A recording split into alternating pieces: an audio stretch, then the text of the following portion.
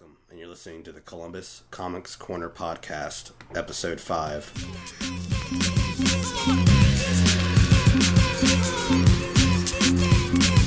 When the city burns down, I'm gonna go to Disney World.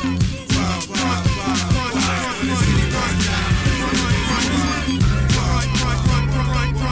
run now. You gotta check the cat. Green malevolence of commas combined with backspin. I'm just a kid trying to do good for my friends' life's end. While the queen of radio play painting the carnations red. Fantasia 2000 was the number one flick. The housing development built to collapse quick. Arousing irrelevant faith to parade this. Dousing the machine, gasoline and flame fist. A full-blown apocalypse, bird needle nerve. Born to make a thump and I won't. Welcome back, everyone, to the Columbus Comics Corner podcast. This is episode 5.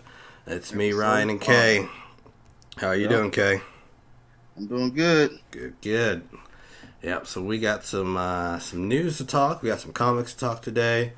If for any reason you hear a loud motor in the background, it's because my stupid landlord decided to give all the tenants no notice this week about construction. And they decided to work on a Sunday afternoon, right as we were about to record. So we waited a little bit to see if they're done with their machine work, but we'll see. But yeah, anyways, we're going to get into the good stuff of things. As always, find us on Twitter at Columbus Comics Corner, Columbus Comics Corner blogspot.com, and also Podbean is where you can find this podcast at columbuscomicscorner.podbean.com as well. And if you ever want to email us, columbuscomicscorner@gmail.com. But getting into the comic book news first, Dark Horse announced a spin-off comic book series from Hellboy, which is going to be titled In the Visitor, and How and Why He Stayed.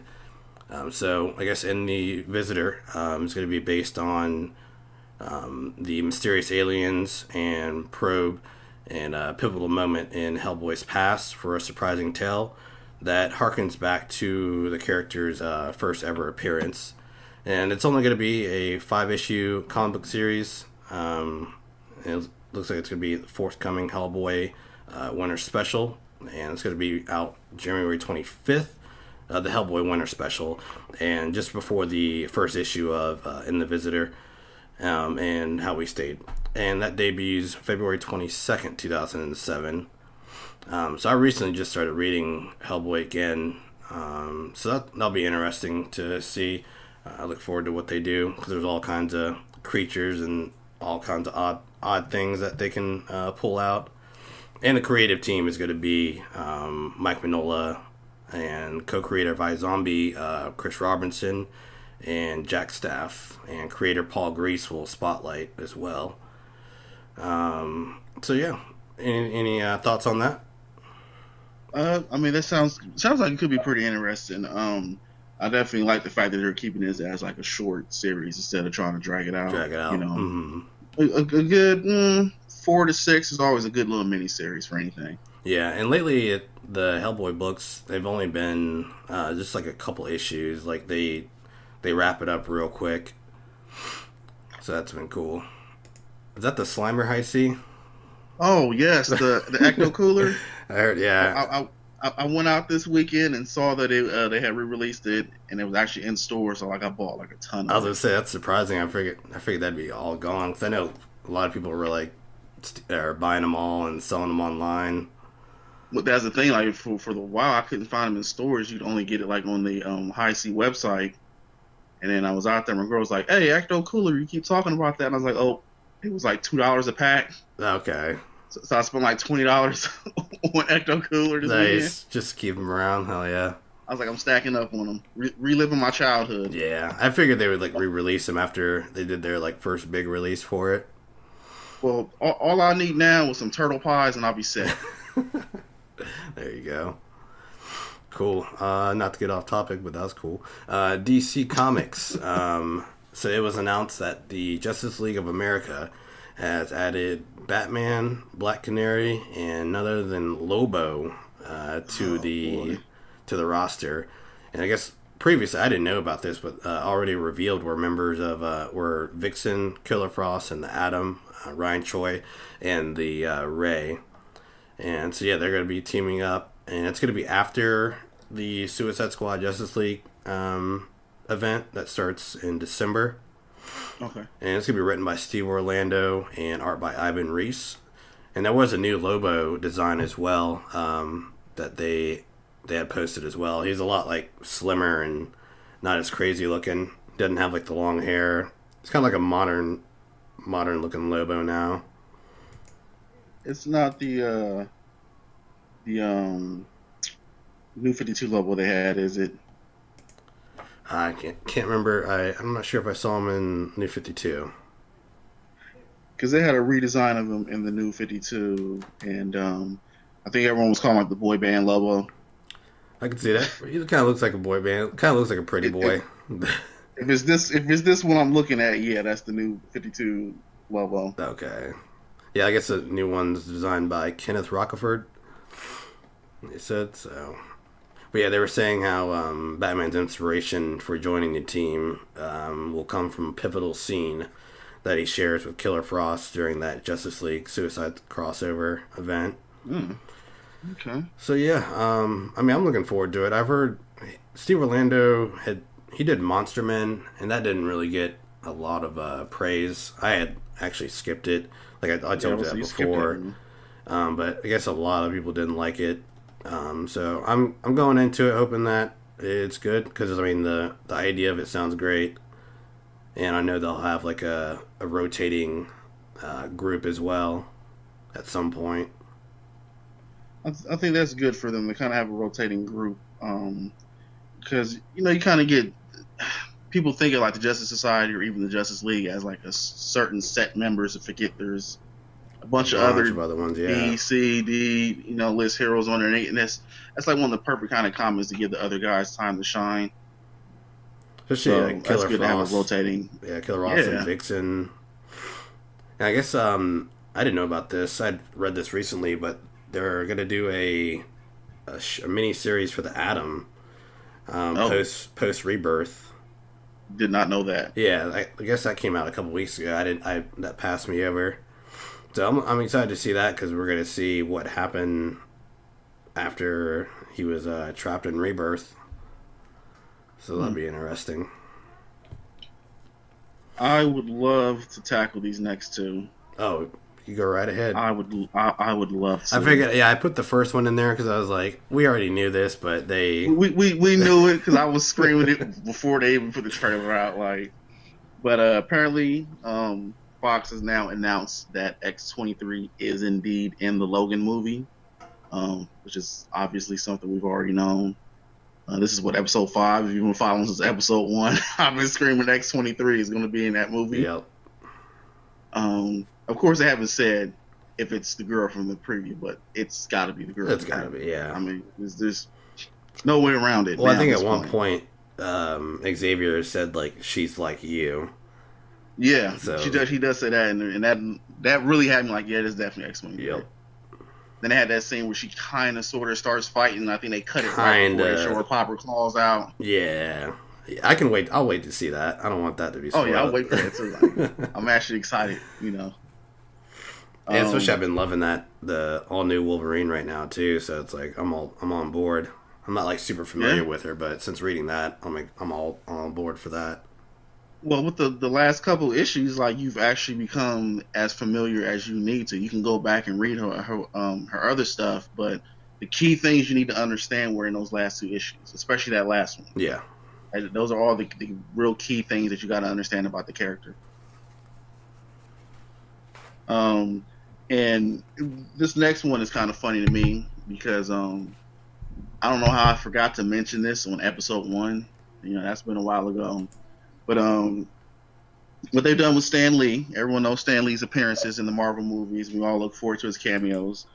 Instead of having him go to each movie and each set, what they've done is they packed up 4 cameos into one single afternoon session. And one of these cameos is going to be in Guardians of the Galaxy Volume 2, obviously. what's funny is he mentioned this in his panel at the Cincinnati Comic Expo. Oh, did he? Nice. Yeah, he actually did. He couldn't tell what the cameos were exactly, but they talked about how he went down one afternoon and he filmed all 4 cameos, and everyone in the audience was kind of like, oh well, we were all trying to figure out what the next 4 movies were going to be. So I think that's kind of how it's going to go with Stan Lee cameos for the next little bit. Yeah. I think they're probably just going to have him like film 4 at a time for the next probably couple years, so that they're having we had said standby. Yeah, we had said prior that it just makes it easier just to do that instead of always having to come out for a year. And they already have a plan set up, like they have a timeline already planned. So, well, he essentially said that they did something similar for Deadpool. He said when he did his Deadpool cameo, like they essentially had him in like a blacked out room. He just filmed his part and then they inserted it into the movie later. Okay. Oh, interesting. Yeah, he said he was kind of disappointed about that when he saw where he was in the was like, was that the DJ? Was he a DJ? That's when he's the DJ at the strip club. Oh man, yeah, that would have been better for him. Yeah, he said he would have gladly come down and filmed that. Yeah, but that's cool though. And James Gunn doing all 4 of them. I think it was what they were saying. Yeah, I believe it was James Gunn is going to helm those, which is perfect. It's going to be interesting. It's going to be interesting to see how these are, because now that we know this, we're all going to be watching like, man, he filmed that 2 years before this movie was made. Yeah, I still need to go back and watch his remake of Evil Dead with Zack Snyder. It was Evil Dead, right? That was. Yeah, they did it. I believe it was Evil Dead. Yeah, they did Evil Dead. The Evil Dead remake it was pretty good. If you like the original Evil Deads, I think it stays pretty faithful, but at the same time, kind of changes certain elements. Okay, and you can definitely tell that the original team had their hand in this movie. That's good. Sweet. Well, yeah, that's all the movie news. Unless we want to touch on. You said you hadn't watched the Suicide Squad. I actually extended. Just did. Oh, did you? Right before we came on, I watched the first one. Perfect. Yeah. And I would gladly like to tear into that. Yeah, I didn't put it on the notes, but I was like, because I hadn't watched it. That's the only reason I watched it. I was like, I'll put it on there just in case he saw it too and wanted to discuss it. But I wanted to put it off for like the longest time to watch it, just because, like you were saying earlier, like kind of bummed about them saying they're not going to do it and release an extended cut, and then fans probably kept bugging them, and they were like, "Fine, we'll do it." But this is the thing is they're making these movies, and these movies apparently are great, and then they go to the theater and they've cut so much stuff that they're okay, and then we find out later that there's stuff missing. And then it's like, well, the movie wasn't that good because they cut out, 4, 5, 6 scenes, and now we're like, well, put it back in. And so to save face, they put them back into the movie. That's what's going on. Instead of just letting the director and editors and everything put the movie together the way that they have it planned out in the film, they're hacking it just so they can try to cash in, not realizing they probably can make more money with the stuff they're cutting out. And I'm not buying it. I'm not buying the Blu-ray at all. Like, for the extended cut. I mean, I don't even... Like, I'm not, like... I don't hate the movie. I also didn't, like, love it. I bought Batman vs. Superman because I actually think the extended cut makes that movie hella better. Oh, it's way better. It's almost a totally different movie. Yeah. But even for Suicide Squad... so much stuff explained. Yeah, it was just... The stuff they added just made the movie make sense. Like, that's... And I guess that's what made the movie better, is you actually make sense of it. And I didn't hate... That's what I mean. And I didn't hate, what's his name? Jesse Eisenberg as Luthor as much.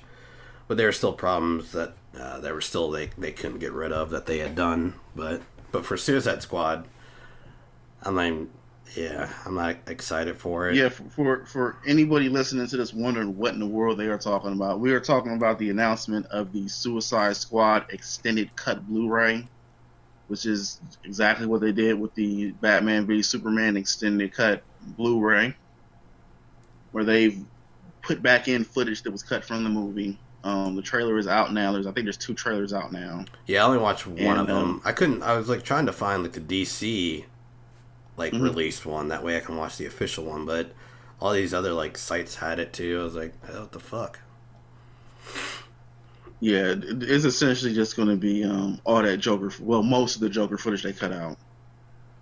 That's what I'm guessing. Even from the preview, because even the preview was just basically showing stuff that's in the regular movie. There was only like a couple scenes that I saw that I think were really things at that just weren't the in the beginning. movie. At the beginning, those first like couple or a few scenes at the beginning were like the only new things. It was Joker and Harley stuff. I don't think I saw anything else new.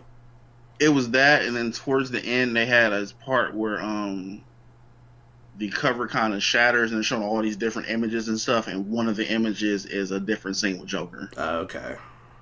But it's like an image in the back. Like, it's not even like something that's in the foreground. It's like in the background, kind of. So you have to really be looking for it to even see it. Okay. Yeah, if I go back and watch it, I'll check it out. And if I sound stuffy, everyone, it's because my allergies are really fucking with me today. So sorry if I sound a little nasally. Well, I'm glad I don't have allergies. Yeah. Ugh. But yeah, we talked about it. I didn't put it on there, but I figured we'd touch on it. It made its way on there. I just hope this doesn't happen with the rest of their movies. I think going forward, since these 2 movies were prior to Jeff Johns and the whole shift of what they wanted to do, that we should not see any more. Crossing our fingers that we should not see any more extended cuts. Unless, as long as if the movie is sweet. Yeah, March, I think. Well, I think the next one's Wonder Woman? Yeah. So we'll see that with Wonder Woman. Yep. So as long as it's great, and if they want to, for any reason, have an extended cut, just to like, here's what, I don't even know if I really want an extended cut. Just give me a solid movie. Mm-hmm. That's all DC. But I have high hopes for moving forward for DC films. If you do a solid, then there's no need for an extended cut. Yeah, exactly. Because both of these extended cuts came because people started making complaints about, Batman and Superman. It was people making complaints about the movie, and it's like, well, they had me cut stuff out the movie that fit the story better because they wanted this specific runtime. Yeah, because I have no idea what happened. 4-hour movie for BVS. That's what's funny is that apparently there's another cut of that Batman Superman that's actually longer. Like, there's a third cut. I would watch it. Like, we got because he had his cut. He did. It was like, I think 3 hours, something like that long. And they were like, that's too long. So then he cut it down to what became the extended cut, and they was like, we still don't like that. And then they cut it again, and then that's the version we got in theaters. Yeah. So there's supposedly a third cut to that Batman Superman movie that's longer, and I'm willing to bet makes a whole lot more sense than even the extended cut. And I would probably, that's the only way they're going to get me to buy their extended cut again is if it's the extended BVS extended cut. At that point, that would be the director's cut. Yeah. Because that original one, that's originally what he wanted for the movie. It's ridiculous. Yeah, it is. But yeah, we can move forward with the comic books. Yes. This is a good week. Good week, I think. Yeah, it was an interesting week. Yes, especially for the starts of new storylines, it seems like. It seems like almost every book this week was the beginning of a new run. Yeah. And Wolfcop wrapped up, which is awesome. Well, we'll get to that one. But I will go ahead and let you take over with the first book, my friend. All right, first book this week was Doctor Strange and the Sorcerers Supreme, which I was kind of looking forward to. And this is an interesting issue because in the beginning of this issue, it starts off in medieval times with the wizard Merlin. And he's actually fighting an evil that he locks away. And then we fast forward to modern day New York, and we catch up with Doctor Strange, who in recent times has actually lost his powers. It seems that most of the magic in his universe, his time, our time, has disappeared. and there's different beings that are actually coming through different portals, and he's been making it his mission to defeat these beings and track down different magical relics and items. Merlin appears and essentially kidnaps Strange, and he tells him that he needs his help, and explains to him that there's an evil that's got unleashed that's actually doing the same thing that he's doing, trying to collect mystical items. And it seems that Merlin is assembling a team of Sorcerers Supremes from different time eras. So we actually get a look at a lot of the previous Sorcerer Supremes before Doctor Strange. We even get the look at his successor, which was very interesting to see who's going to be the next Sorcerer Supreme after Strange. Mm-hmm. And Strange actually runs into a young version of the Ancient One, who in his younger days is a jerk. Yeah, which I thought that was interesting. I thought that was hilarious. And then towards the end, this evil busts loose and apparently kills Merlin. And before he dies, Merlin tries to convey a message to Doctor Strange, talking about doors of magic. And we see at the end that the door that he used to lock away the evil has actually been unlocked and opened. And that is where we end on issue 1 of the Sorcerers Supreme. It's a pretty good issue, very good jumping off point. It's an interesting idea, because when I saw the cover for this a couple weeks ago, I originally thought that it was going to be Doctor Strange himself assembling the team. Yeah, same here. I think I said it on the show a couple weeks ago. I was like, that's what it looks like it's going to be. But it's interesting to not only see, because I haven't been following Doctor Strange, and I fell off the new series that was that had launched before this one. I had read like the first 2 issues. Okay, well, I had no idea that he had essentially lost his magical abilities. I think it's interesting to see a character that we know as magic, essentially. Like, that's what he is and what he deals with, and now he doesn't have magic. Yep, now he's wielding an axe. Yeah, he's wielding an axe. And I also thought it was funny when he was fighting the monster at the beginning, and it's a being that only he can see. Yes. And the old lady's walking by, and she just sees him like flying around the alleyway. That was one of the things I was going to mention too. And shout out to Jordi Belair on the color and the arts, or the inks in general. Like, anytime I see Jordi Belair on a book, I'm all in. Because she did the Vision book as well. Oh, this is the same kind of similar to the Vision book, like art-wise? No, I wouldn't say similar, but she always changes it up a little bit.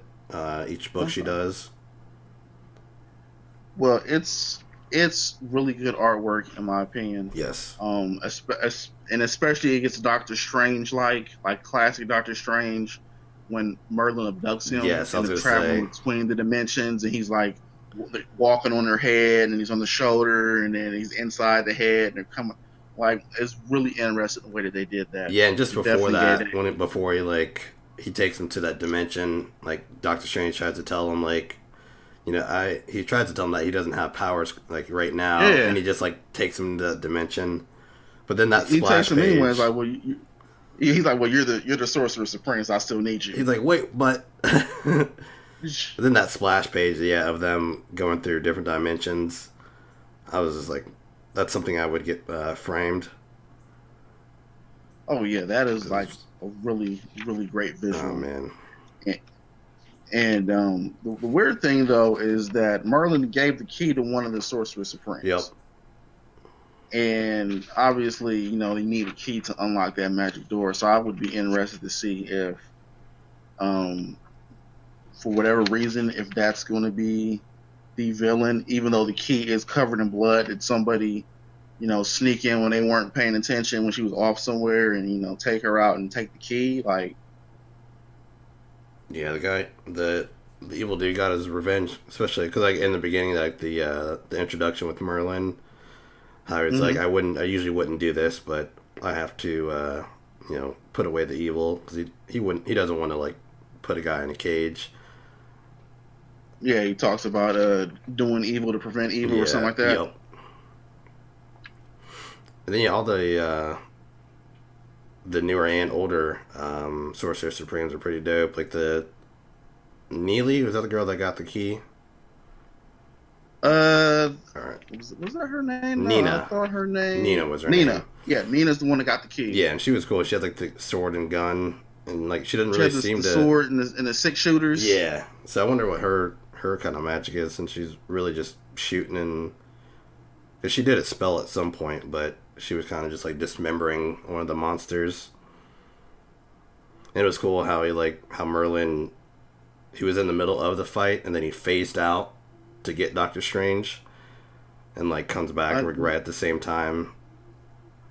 What I thought was funny was when Doctor Strange was talking to the future Sorcerer Supreme. He's like, "Oh, so you're my replacement." Yeah. So if you're my replacement, what happened to me? He's like, change the subject.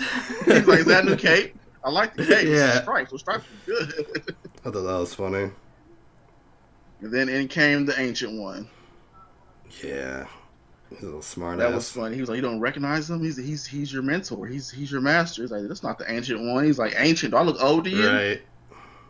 He's like as blind as stupid as you are. He's like, what do we need him for? I always think it's funny when they do things like that, where somebody who has this respected mentor, who's like this wise old man, and for whatever reason they end up going to the past and they end up meeting them when they were younger, and they're always nothing like them. Like they're always like naive, too cocky, or clumsy, or like the last person you would want to help you do anything. So I think that's interesting to see the Ancient One like that, because that I know of, I don't know if they've ever done or shown the young Ancient One. I've never really followed Doctor Strange comics, but from what I know, the Ancient One we pretty much see is always the old man. Yep. Mm-hmm. Yeah, I don't think I've ever read, because I haven't read much Doctor Strange. I said this before, like mainly just like when he was in like Defenders.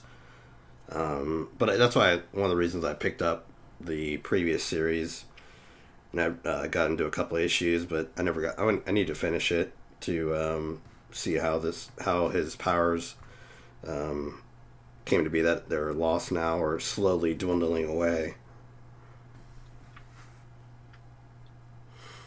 Yeah, I would be interested to see how he's gonna get them back. I'm thinking it's gonna be with these mystical items he's tracking down, and somehow he's gonna put him back in the sanctum, and it's gonna restore his abilities. But it's just interesting to see, like I said, this character humanized now. Yes. He doesn't have his almost godlike powers that we know of Doctor Strange to have. Like, he can't do all the things he used to be able to do. Now he can just pick up groceries and wield an axe. Yeah. He uses third eye. That's about it. Yeah.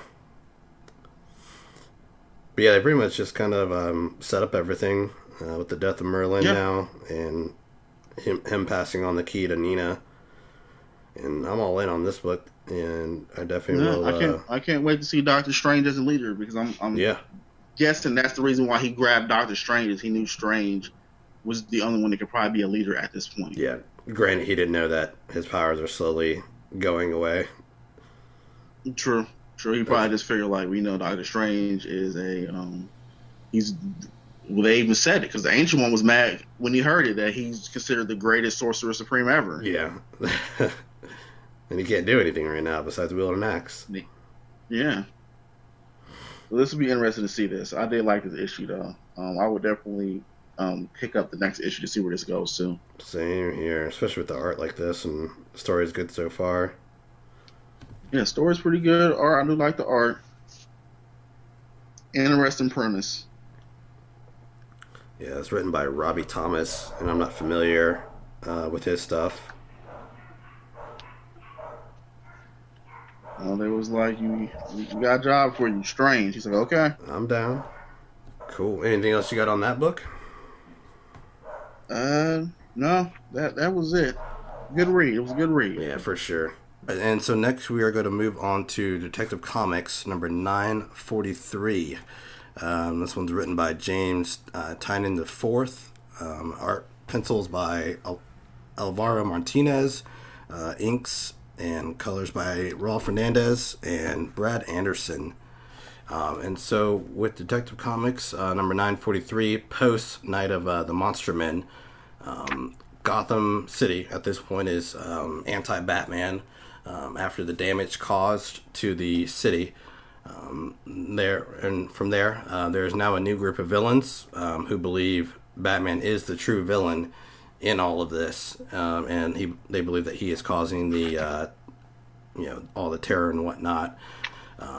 But lo and behold, the villains are causing their own terror by causing an explosion in the gala where the Bat family are for a celebration party. And yeah, so from there, this is pretty good read. A lot of the stuff, I'm glad it's post Night of the Monster Men, because now we get back into, I feel, really getting to know the characters more, getting into them, and each part, I feel, each member, I should say, got their own little section. And so it turns out, like, at the beginning, there's a crime that had happened, and these villains had pretty much killed a bunch of police officers at the Wayne Enterprise building, and leaving Lucius Fox and Vicky Vale alive. And supposedly, I guess he had tried to scream the whole time, but one of the villains had caused him to not be able to hear his voice or anything around. And it seemed like the only person they had killed were the cops that were in the building. And so Batwoman arrives on the scene with Renee Montoya there, and they're speaking. And I'm not sure if she had shown up in Night of the Monster Men, but she had shown up previously in pre Night of the Monster Men, and they're like talking about the crime scene and whatnot, and she's even saying like how Batwoman asked Renee why she called her, not Batman, and she's like, pretty much, the symbol is your color, and it shows the color of her color on the bloodstain. And she's also mentioning how Renee didn't like the things didn't like the way things ended on their last visit together. And there you get Batman interviewing Kate Kane's father, trying to get answers out of him, and he's not budging. And Batman's pissed about that, and he just walks out the room.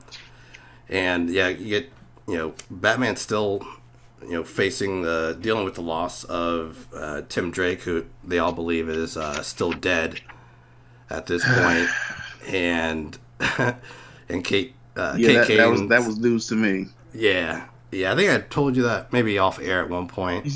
You said something about Tim. You prepared me. You didn't tell me what, and then I saw that. And I was okay. Like, Tim's dead, really? Yeah, for now. It's my second favorite Robin. Yeah, and Batman's still being a little wuss about everything, and how he's really not doing his part, and only time he ever really shows up in Gotham is to interrogate her father. And then it's that funny that panel of him sitting in the chair with his head down in front of the Robin case. I was like, oh, poor Batman. Poor Bats. Yeah, and then Stephanie goes and meets with Ro Hopper, who we haven't seen since Scott Snyder's 52 run, and she's kind of just she's given up the mantle as Bluebird, and is kind of just really being a volunteer at the hospital where all the injuries occurred to people during Night of the Monster Men. And so they're getting ready to go out to a gala for the celebration that Wayne Enterprise is going to pay for all the damage. They're like going to announce it there. And there you get, after that, they're in the mud room, and we have Orphan and Clayface doing a little bit of training and getting prepared and whatnot. And so they get to the gala, and this is where Kate Kane really breaks it down to him, because Batman's been avoiding her, speaking with her about, what's going on and why he's been so distant. And she really grills him, and she's like, even like when he tells her you need to get a psychiatrist or something like that, and he's like, I have one. And he's like, I want to see credentials, and she's even like, I'm sorry, Bruce, but you're fucked up right now, and you're not being a leader for everyone, because everyone's dealing with the loss at the moment, and they need Batman to be their crutch and keep them up and keep the spirits high. Then they finally arrived at the gala, and he tells her that the reason that they've came here is to find the not the next Robin, but someone to replace him for now, because Tim had built all the the whole tunnelway and all the new system, and no one else knows how to run it or complete the objective. And so that's why they're there, to talk to Luke, and she's not having it. And while they are talking, the villains decide to explode or blow up one of the statues that are in the gala area, and that's where we get introduced to the new vigilantes.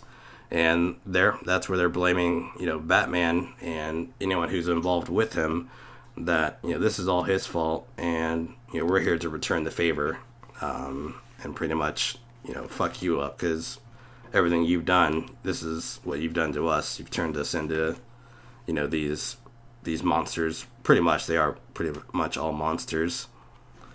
And that's where the issue ends. We get the introduction to the new villains in town, and what the Victim Syndicate is all about. I thought this was a great issue. I'm probably glad I skipped Night of the Monster Men, because it feels like they jumped right back into where I had left off. And like I was saying earlier, each person gets their own chance to shine in this book, and for it only being 21 pages, he's able to squeeze a lot in there. And yeah, I really enjoyed this. What did you think? Well, like I said, this is my first foray into Detective Comics. I've actually never read or purchased an actual Detective comic. This was a good issue. I did enjoy the reveal of the Victim Syndicate. That was their name at the end. Mm-hmm. I was trying to figure out if I could possibly guess who some of those are. I'm hoping that this one in the front is not going to be Tim Drake. Yeah. Yeah, I had a theory. Like, I put that on my notes. I was like, theory? That could happen. Theory, I was like, that's Tim. But I hope they don't. I hope they don't either. Yeah. I enjoyed the interaction at the party, because he was there, like you said, to get a tech expert to replace Tim, and the first person he thought of was Luke. Yep. Lucius Fox's son. Mm-hmm.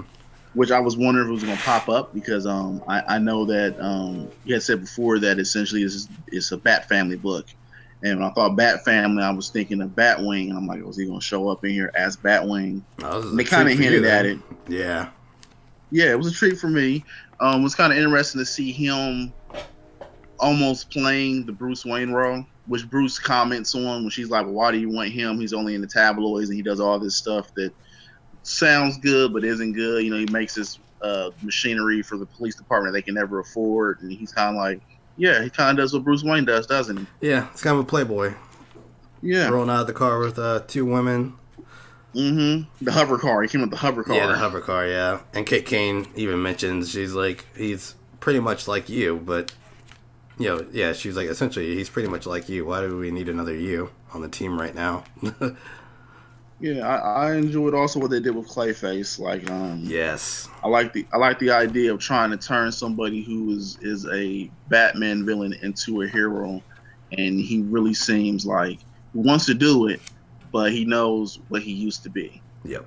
Yeah, and when he's in the mud room, and it weighs on him. Yep. Yeah, and when he's in the mud room, and even when he shows up to the party, and they're like, "Is that Clayface?" Like, yeah, don't worry, he's a good guy. Yeah, Roy's like, she's like, explain. If you feel better, I'll change it to something else. Yeah, I'll look younger. She's like, no, that'll be even creepier. He's like, be even creepier. You being a teenager. So I enjoyed that. I like the interaction of where Batwoman has come to now. Like, the last time I really saw Batwoman, she was, like, standoffish, you know. Yeah, I'm called Batwoman. I wear the Bat-like suit, but I'm not part of the Bat family. I don't really like you guys. And now she's, like, you know, essentially trying to hold that team together, it seems. Oh, yeah, she definitely is. And that's why she's, like, telling Bruce, like, you know, pretty much, you know, since she is, like, the leader of that group at, you know, right now, they still need Bruce to, you know, be around. He's still, you know, everyone looks up to him, so he needs to be there. He's Batman. Oh, and when he's talking to her, Alfred's like in the front seat. He's like, "A wise choice, Miss Kane." And Batman's like, "Anything else you'd like, Alfred?" He's like, "Just some popcorn." One of the other things I like, and I have a question about this because, like I said, haven't been reading these. So, when they're at the hospital and they're having a conversation, and then John Paul shows up. Is that John Paul Valley? Oh, Do you know that is John Paul Valley? I'm not familiar with him, so I definitely cannot answer that straight without sounding like a doofus. Well, that's the only character I've ever known in the Batman universe with the name of John Paul. Okay. It's John Paul Valley. It could be. They could probably just cut it short, maybe. Yeah, well, it seems like, you know, they're putting little nods and stuff here and there, and you said it's a Bat family thing, and, you know, is Azrael going to show up, or is he going to be like, well, Batman's not doing his job, I replaced him once, I'll do it again? Oh, okay, is that the name of Azrael? Yeah, John Paul Valley. I never knew his real name. Yeah, okay. That's the one that actually took his place when his back was broken. It was John Paul Valley. It wouldn't surprise me if they are throwing that in here then. And he even looks a little bit like John Paul. That's why I was like, is that him? So if you're saying you don't know, that means they probably did throw it in there for someone like me who actually knew his name. Yeah. It's like, getting it out there to all the fans. John Paul Valley. He's going to flip out and start going crazy and killing people. Yeah, and when I was speaking of, like, you know, each character getting their moment when, you know, they're in the mudroom and, you know, they're taking on the bats at first. And, oh, yes. And he's getting a little cocky, and he's like, all right, let's take on the next give me the next biggest thing, computer. And it, you know, gives him this giant version of him. And that was super creepy. Out. Yeah, and he freaks out. And is that all ever be? And Orphan's like, no, not anymore. Because he's got those wristbands that keep him from changing when he wants. Oh, is that what that is? Yeah, previously... See, I didn't know that. Yeah, previously, I believe it was Tim Drake that made him for him. Good old Tim. But he'll be back. He's just trapped in a cage somewhere with possibly the Atom. Yeah, I think it's interesting seeing this. Well, I haven't actually seen them do an actual mission or anything together, but just seeing who all's on this team and seeing where they're at, I think this is interesting. This definitely is a great jumping on point. It shows that this is essentially the first of a new story arc. Yeah, and it kind of... I enjoyed this book. Yeah, it shows you where everyone is at this point in time. It's wordy. Yes, it is. James loves to be wordy. Loves him some words. That yeah. And that's probably another reason, you know, so much is crammed into this book, because he's able to, you know, the dialogue could be long, but, you know, a lot of stuff, there's a lot of information in each one. Especially, I think my favorite scene was probably Kate Kane breaking it down to Batman in the car before they get out of the limousine. Well, see, the thing is, if since this is the start of a new story arc, you know, if you pack in a lot of dialogue in this first issue of it, you're setting up a lot of stuff. So the next few issues, you don't have to explain so much. True. So it can be wordy, but it's all setting stuff up. Yep. You know, it's all bringing you up to speed and getting you prepared for what's about to happen. Yeah, and previous issues. Pre-Night of the Monster Men, he set up a lot of stuff and then has been able to, you know, clear it up within the first 6 issues of the Rebirth. setting up the whole Monster Men thing and like little sprinkles of other stuff, like the death of Tim Drake. Supposed death. Batman's still butthurt. I wonder. So bring Tim back. The theory I had, which I hope is not true, that because when Stephanie's talking to Ro in the I know where you had it. Yeah, in the hospital, and then she gets that flash of the person. At first, I thought it might have been the orphan, but then like it had a cape, so it was like, oh, maybe that's one of the villains from the Syndicate. And because like my theory is like, if he's only watching Steph, like there's a possibility that it could be him. Plus, he has like the red melted wax face on. So that's a theory that I have, and we'll see how that plays out. Maybe like Dr. Oz is making him, take over. That still didn't make sense though, because he's like pissed at Batman. I don't know. It's hard to say right now what will come of this. But we just hope it's not Tim Drake. Yeah, I really hope it's not Tim. I don't want to have another Red Hood incident. No. And it could just be like a nod to that sort of thing. Mm-hmm. Maybe someone else took up the mantle as one to be like a Red Hood that Batman let die, which that's a good possibility. Because Night of the Monster Men did a lot of fucking damage to Gotham. A lot. Well, you skipped it, and I picked this issue up, and I'm finding out, like, yeah, there was all this stuff that happened, and now Gotham hates Batman, and I'm like, wow, really? Like, yeah, I'm glad they didn't touch on it too much. Arc? Yeah, I'm glad they didn't touch on it too much. Plus, I remember seeing the art for it. I was just like, meh, not feeling it.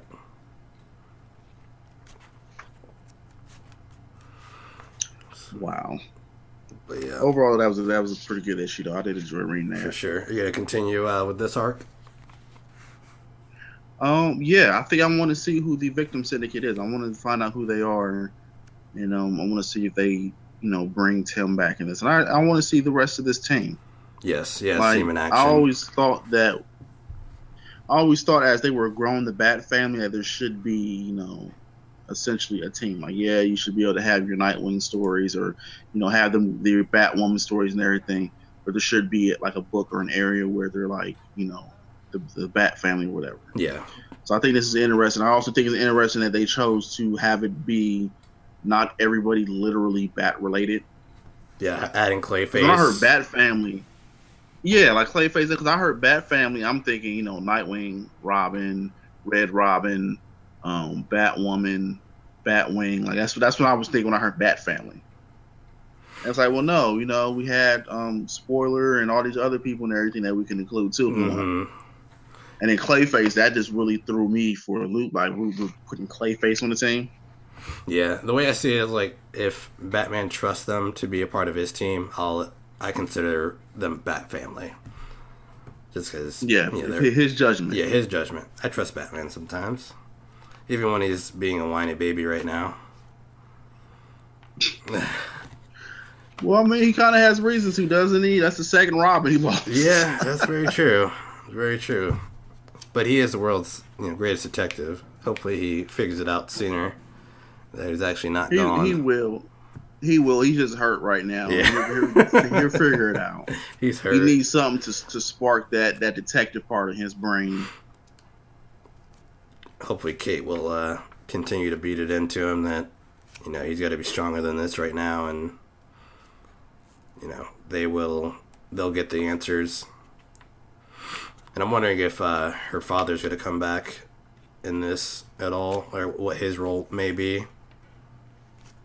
Well, if in order for him to come back and play any kind of role, she needs to go talk to him. Yep, that's very true. He's not scared of Batman. Yeah, he was mentioning how he's only going to talk to her at this point.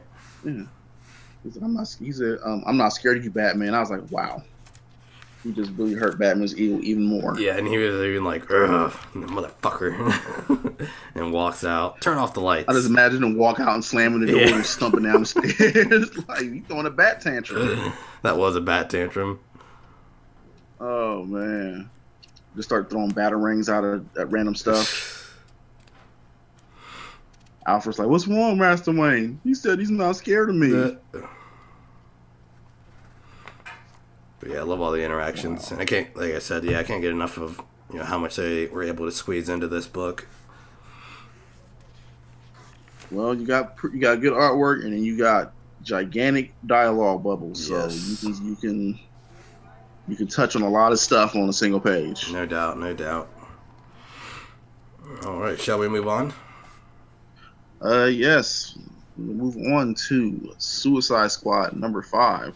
Should say DC Rebirth Suicide Squad number 5. Yeah, true. Which is actually the beginning of a new arc, Go Insane. This one's called Shock Treatment. And it picks up with the Suicide Squad team. They pretty much just came off of a mission. And during this mission, they found what appears to be a Kryptonian. In the beginning, they talk about it being General Zod. And they talk about how, they discuss the Phantom Zone. And at this point, it's believed that only Superman has the key to the Phantom Zone. But they find out that there might be another race that has some kind of technology to essentially take a back door into the Phantom Zone. And so they have this Kryptonian sitting in the middle of their headquarters. And they're trying to figure out what to do with him. And obviously, Amanda Waller wants to get control of him and essentially put him on the Suicide Squad, which is a scary thought of the Suicide Squad having a Superman. And this whole time they're discussing it, Harley Quinn says that she can hear some kind of noise that it's making, and some kind of buzz or some kind of music or something that's playing that she can hear. And Deadshot doesn't like that she's getting too close. They have a little altercation.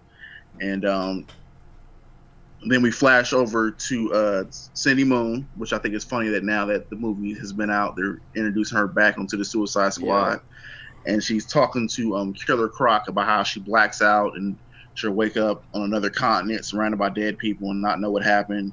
And they got into an incident on a mission, and Killer Croc actually helped her. And this version of Killer Croc is like bloodthirsty and murderous. And so she's like, why didn't you try to hurt me? And he's like, well, I want to eat everyone, but I don't want to eat you. And so, she's kind of like, that's pretty sweet, I guess. Yeah. And we also have a new character that has shown up, which her name is Hack. And Hack is there by choice. She wants to join the Suicide Squad. And they're all like, that's pretty crazy. Nobody wants to join this team. Nobody has an option to join or quit this team. And she's talking to Harley about trying to escape. And she's like, no, I can help you guys escape. We can run off and form our own super villain squad. And they're like, you know what? You're crazy. You can't help us escape. And even if you did, we have bombs in our heads. What are you going to do about that? So then we go back to the main headquarters where they're coming up with a way to actually try to control this Kryptonian. And they're using the Superman protocols, which is bombard the room with red sun solar energy, and they're going to pump him full of sedatives to keep him docile. And they juggle the idea of planting a bomb in his head like the other ones.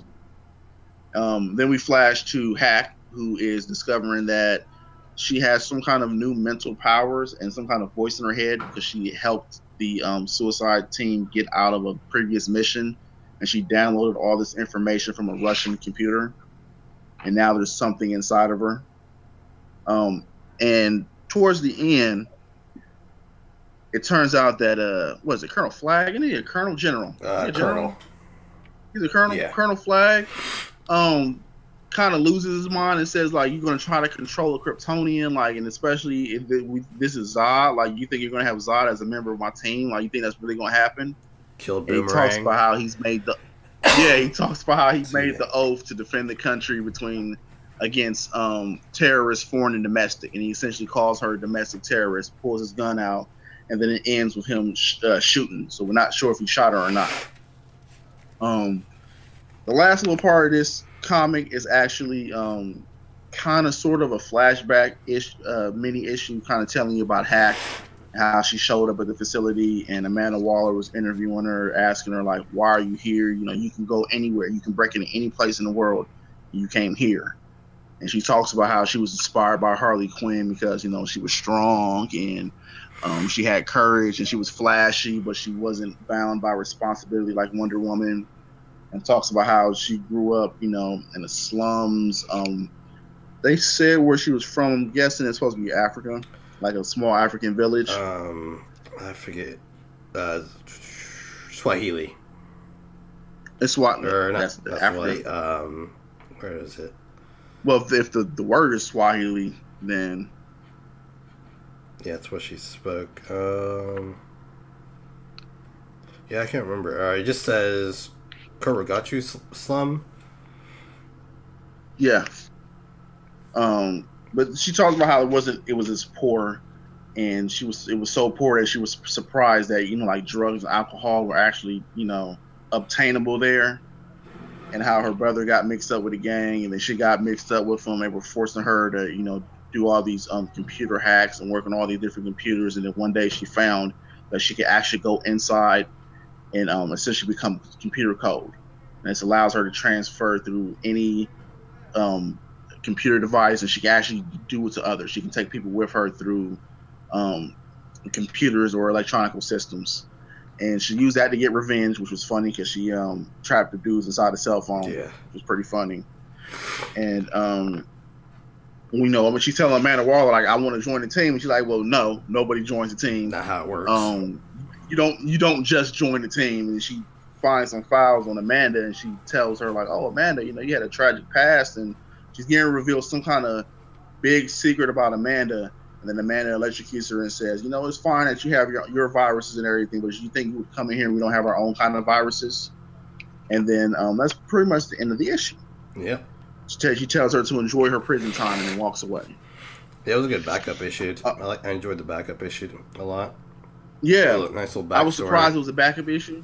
I was surprised at it. Like, what was that? The Clone Conspiracy, like a couple weeks ago, where it had another backup issue in the back that came out of nowhere. Mm-hmm.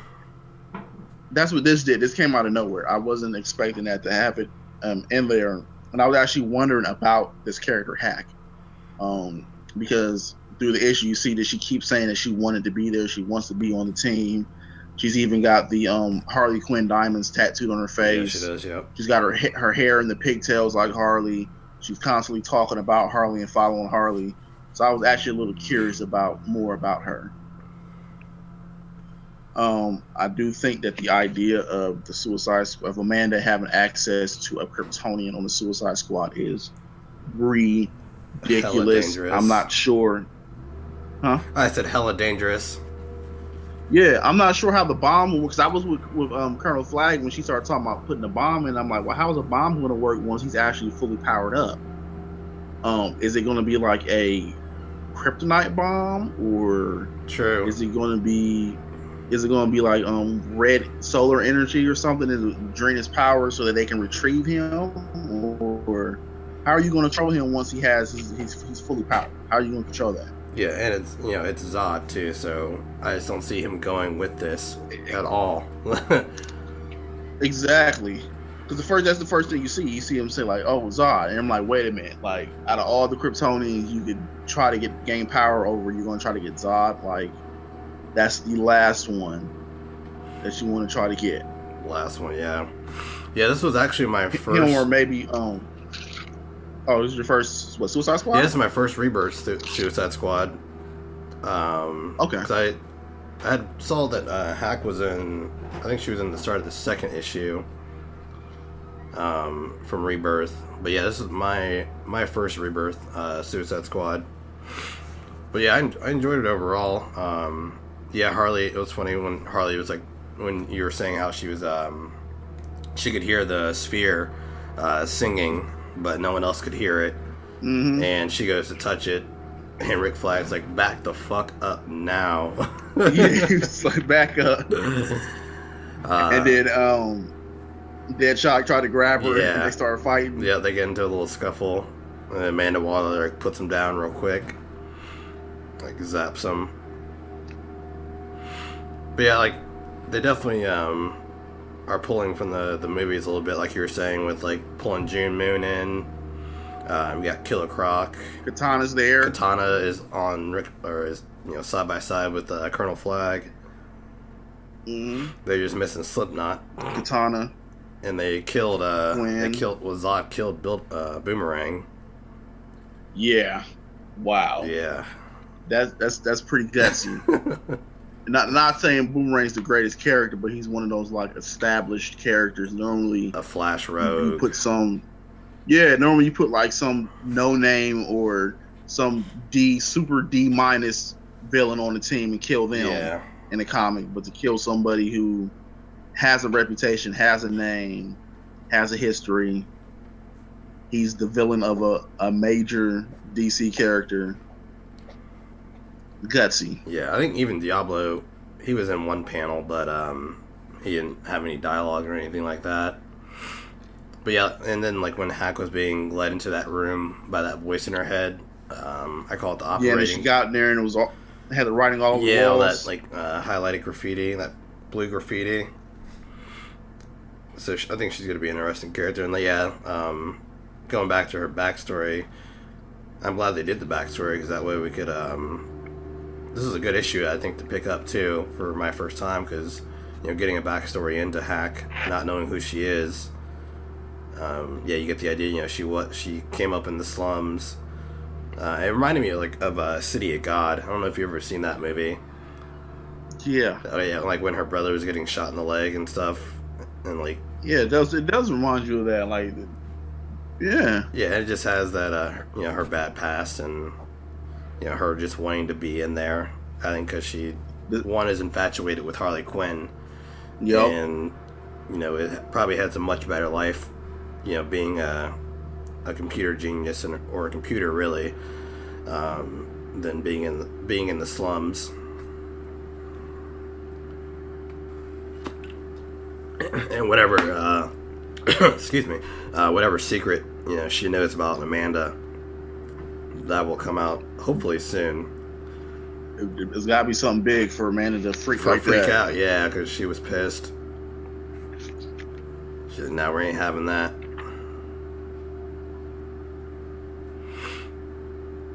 Yeah.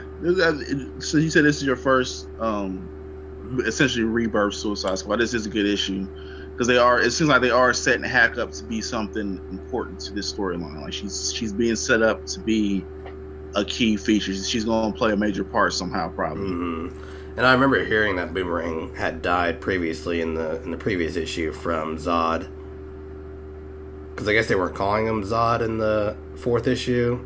They kept calling him something else at first. I forget what they were calling him. But yeah, the idea of her wanting to have Zod on the team, well, her and the other Task Force ex-lady, I forget her name off the top of my head. It's just ridiculous to even have that idea in your head. There was one piece of dialogue from June Moon that I thought was kind of stupid. When she was like, "Do you like to eat? Blah, blah, blah. I love to cook." She's like, "I would love to make a killer jambalaya." I was like, "Are you just saying that because he's from New Orleans, or?" Yeah, I was wondering that too. I'm guessing that's probably what it was. Yeah, it kind of reminded me of the whole BET thing at the end of the Suicide Squad movie. That was ridiculous. All you want is BET? Man, okay.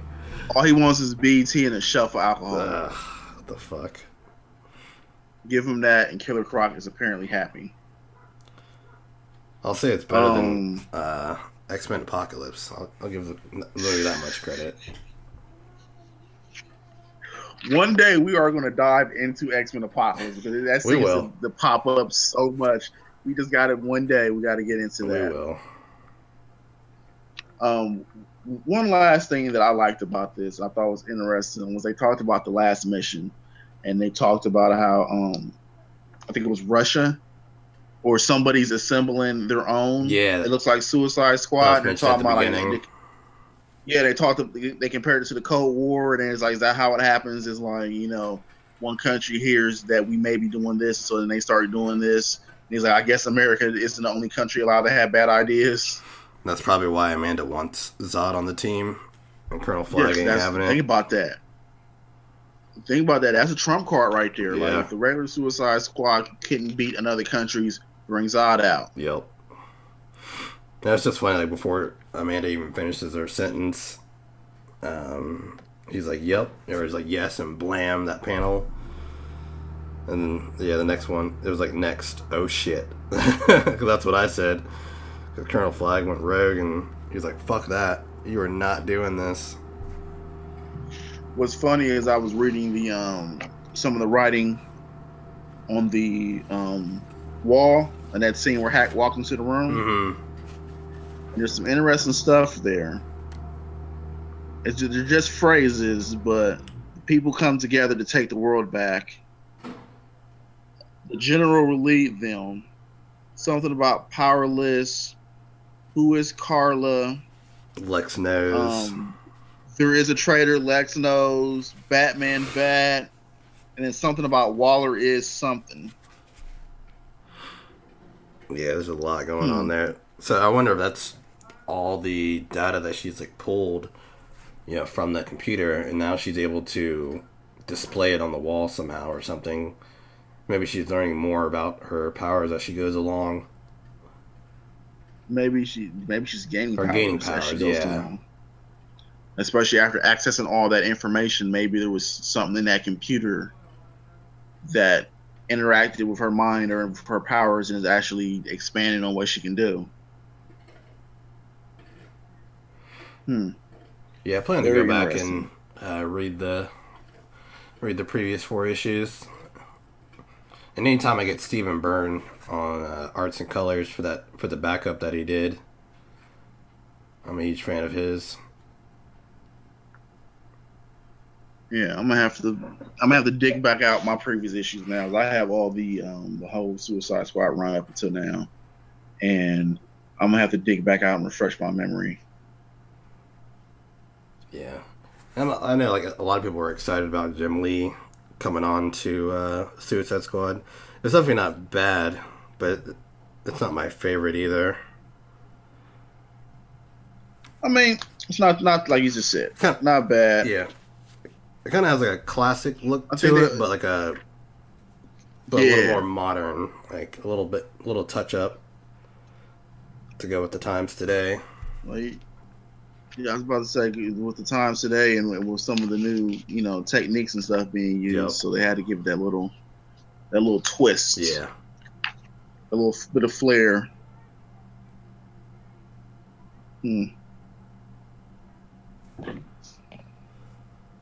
Overall, this was a pretty good issue. I honestly can't think of I'm gonna say new Suicide Squad, because that's when I really started following Suicide Squad, was during the new Suicide Squad run, and this is essentially still new Suicide Squad. I can't say that I've actually been let down. Like there's been a couple issues where it's obviously filler, or not necessarily filler, but those go-between issues. Mm-hmm. But overall, they're always pretty good issues. This is honestly one of the few ones that I've read where essentially they're not out in the field doing something. Yeah, they're more. It's based in the base at Arkham or their facility wherever they are. Yeah, it's in their facility. Bell Rave. Yeah, well, Bell Rave, my fault. But yeah, I mean, normally they're out doing something, or they're on the way to a mission. So it was kind of interesting to see them in an issue where they're necessarily not really doing too much in the manner of like action wise. I think the most action in this comic is Harley Quinn flipping over Deadshot in the beginning. Yep, I would agree. And then everything else is set up for what they're getting ready to do. As far as Hack, Zod, whatever trying to control Harley's him. hearing. Yeah. Yeah, and if obviously we know Amanda Waller's not going to get shot and die, I can't even. Oh no! Unless I could see, because Katana is standing closer, is closest to Amanda Waller. You think Katana took the bullet out? Yeah, maybe or cut the gun or something. Yeah, cut the gun or the bullet. I think she cut the bullet. That's more exciting. Yeah. We got to show that Katana has skill. So to cut the bullet is more like, oh my goodness, she's bad. That sword. That sword. Yeah, I remember. But she also said her sword was reacting to whatever that noise was. I was just about to say that. Yep. Thing was. She said that the souls in her sword were screaming or cringing or something. So for some reason, only Harley and the sword can hear it at this point. And the sword. Yeah. And Flag's only on board because that's just a bad idea. I don't have to hear anything. All I need to hear is you're playing a man and that's a bad idea and I'm against it. Overall, good issue. Good issue. Can't wait for it. I enjoyed it. Can't wait for the next issue. Yeah, I want to see what happens. I'm interested in Hack and how her art goes. And if she releases Amanda Waller's secret somehow. Yeah, they got to release it. Like, we got to find out what it is that she's got to say about Amanda. It's something tragic. Oh, yeah, because the way she flipped out. Maybe something with her child or something. That's just what I was saying. Maybe Amanda had a child that nobody knew about and something tragic happened, and that's what set her on the path to being who she is now. Yeah, because I don't think they've ever really dwelled into that whole story of, inside Amanda Waller's life. Mm-mm. Besides, her just being, the boss. And being crazy. And crazy, yes. Yeah, crazy for wanting Zod on the team. He is not going to listen to you. Oh, he'll probably listen for like a couple seconds. Yeah. Sweet. Well, you got anything else for that one? No. Solid issue. Yeah. I can't wait to get to issue 6. I enjoyed it. I look forward to issue 6 as well. Cool. And so moving on, we have Generation Zero, number 3, written by Fred Valenti, art by, the real life sequences are by Derek Charm, and then the fantasy art, I should say, is by Derek Charm, and the real life sequences is Francis Portello and Andrew Dahlhaus on colors. And so, after kidnapping Adele, Generation Zero is now attempting to interrogate her by entering her consciousness to retrieve answers regarding Steven, Keisha's boyfriend's death. And thanks to Gametti, I believe it's how you pronounce it, could be wrong, the super fetus, inside her consciences, they view the way that Adele sees the world around her and how she wants the world to be instead of the real life. And the cornermen, while they are in there, the cornermen are alerted to go after Gen Zero and Keisha, and they are barely able to escape out of her mind before being trapped after not showing up for dinner. Adele's father, using a tracking chip that he implanted into her, has now sent the riot squad, which is actually led by Keisha's father, to the Firewatch Tower to rescue Adele. And her father has a pretty good idea who is behind the kidnapping. And that's where the issue ended. Now, getting into it, I'm really glad this issue happened because it finally has now the previous issues have formed the team. Now that the team has formed and they are now attempting to get answers out of Adele, they go into her mind. And I should just mention that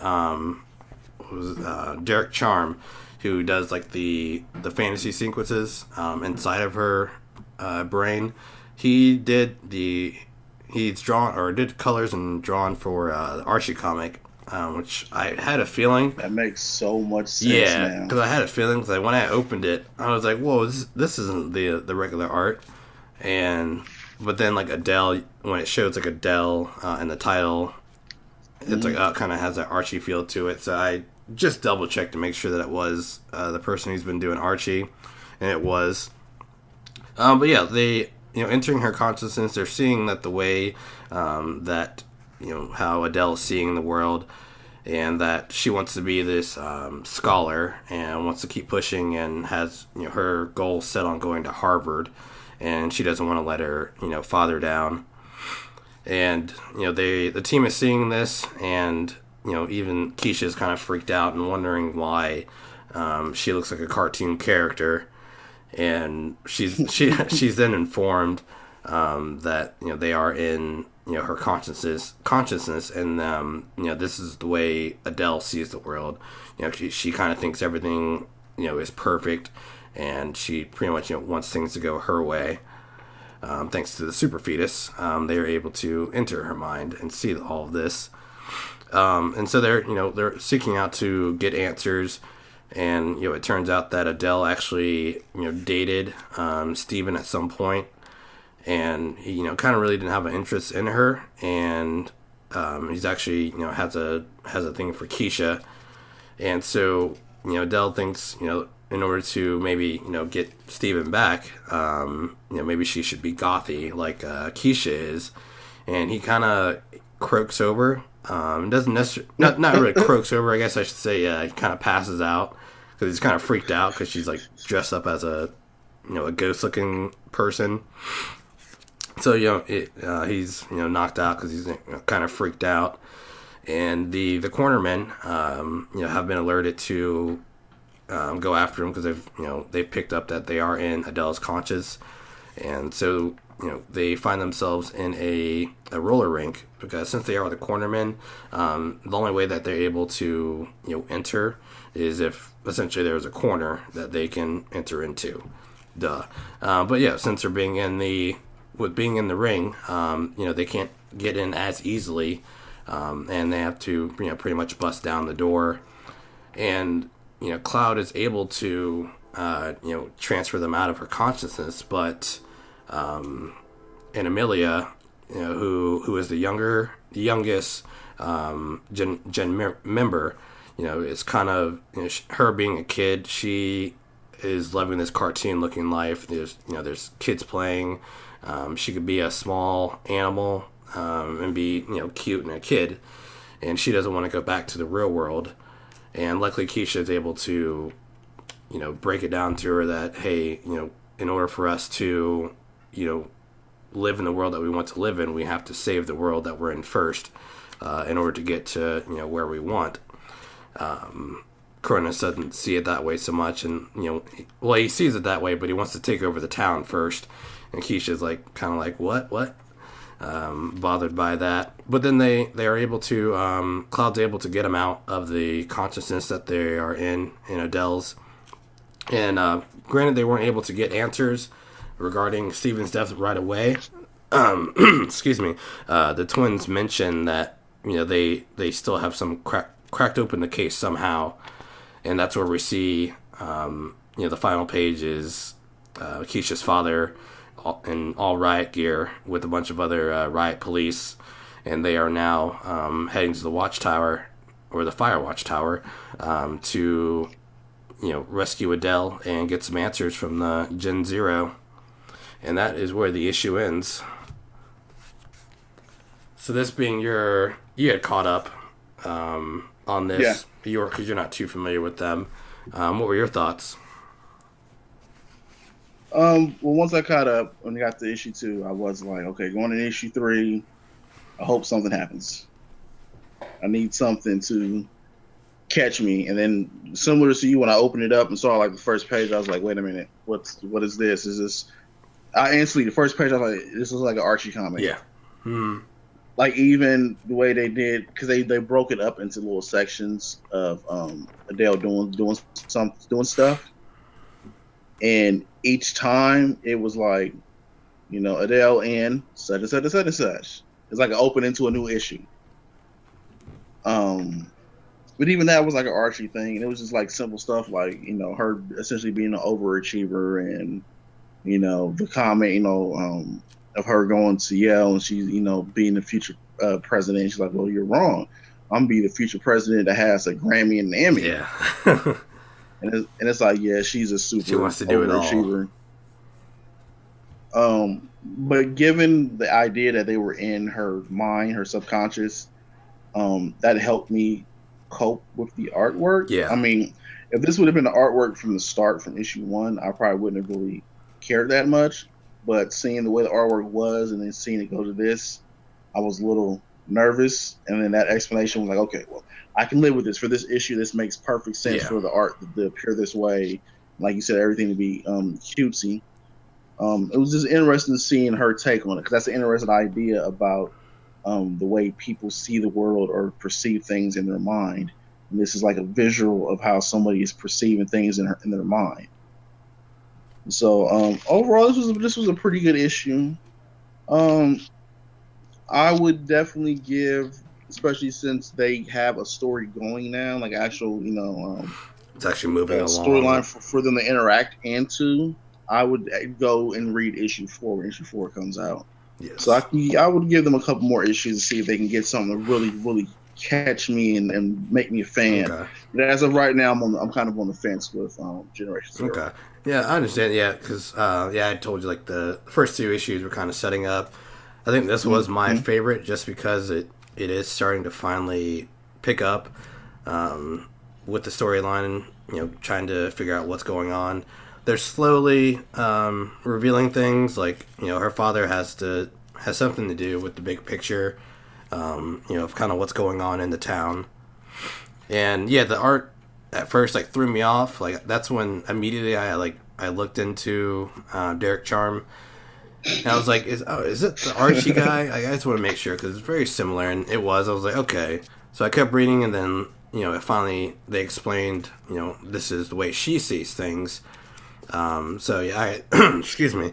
I was pretty cool with it at that point, and I think my favorite part was Amelia, kind of at the end, striking an emotional chord with her because she was tired of fighting, and she just wanted to be a kid, and this is the perfect world for her because it's very cartoony, and everything's happy and like lucky and whatnot, and then Keisha, having to, break it down to her, and then, she finally, got out of the idea of being there. That way they could escape. But the transformation for Amelia, I thought, kind of was my favorite part of this story. But it's agreed. I think that was the strong part. Yeah, that was the strongest part in the story. Yes, yeah, for sure. But yeah, overall, yeah, it's slowly but surely finally starting to pick up. And then the whole cornerman thing.